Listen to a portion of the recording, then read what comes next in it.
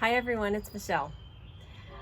So sometimes I have so much to say that I don't even know where to start. This is, I think, one of those days. Um, what are you investing your time in?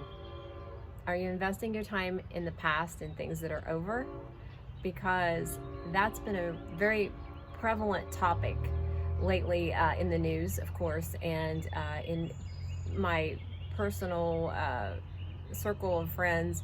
Everyone seems to be going back through a lot of things that have already happened, and we're reliving, we're evaluating things that to us have happened. We thought we learned the lessons, and maybe we didn't. So we have to revisit them and look at things a different way. Um, the past is over, and we only relive it if we didn't grip onto the lesson and hold on to it and carry it with us. So we shouldn't carry the past with us, but carrying the lesson from the past is very important. Taking what you learned, making it an integral part of your being so that you're changed by the experience is what helps you to navigate the present and future circumstances in a different way. So when we do that, we're able to use that lesson that we learned from the past and help ourselves to have a better now. I hope that's making sense. It makes sense to me in my mind. Sometimes it, like I said, there's so many things I see every day that I want to share and I want to express with you, and it can be overwhelming. So that past experience for me, seeing things in a different light is just, I think right now, very important that we take the lesson that we learned and we fill ourselves up with all the goodness that we can from that lesson. Thank whoever it was that helped us to learn that lesson, even if they were who you saw as possibly your enemy or your opponent at some point. They might have been your spouse or your friend, but they were really helping you to grow, even if you didn't see it at the time. When you fill yourself up, you have something to give. You have to take care of yourself first. And if that sounds selfish, then that's fine. But you have to take care of yourself first. If someone comes knocking on my door and needs to borrow some sugar, back in the day, we borrowed sugar. Yesterday, my girlfriend Ellie and I needed to borrow some salt. we had some fun with that, cooking a little differently. But if someone comes to my door and wants to borrow some sugar or something to eat, I can't give that to them if I don't have it. I have to have something in my pantry. I have to have something either canned or in my refrigerator, or might toss them a prepackaged protein bar. Would be that's my go-to. That's my staple. So you have to fill up yourself. So I encourage you today, if there's something that you're holding on to that feels really yucky and you want to let go of it, but you don't want to go back and relive the entire scenario again in that experience, but you do want to learn from it and have things be better, then please let it go. Try to let it go.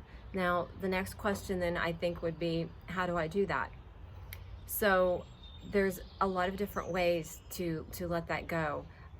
Some people like to write down the experience and burn it in a fire and just see that visual of it going. Some people like to put it in a little balloon and let it go off into the sky. You don't have to do anything tangible at all, but if you like to and if that helps you, then do it. You can also visualize that person in front of you, thank them, and you don't have to call them up unless you're still on good terms with them and want to do that, but you can say thank you.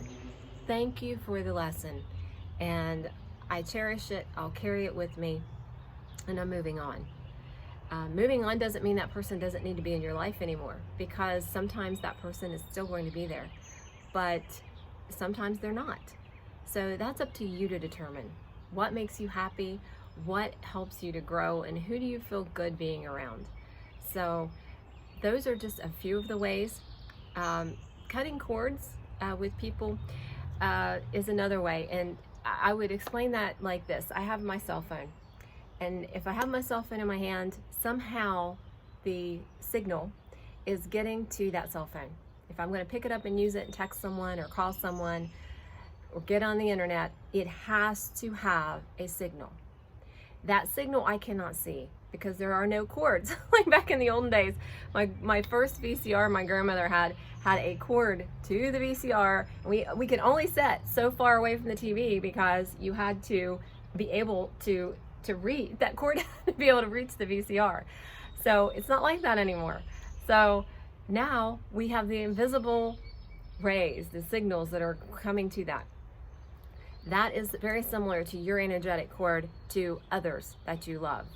And that cord, it carries back and forth signals, good signals, bad signals.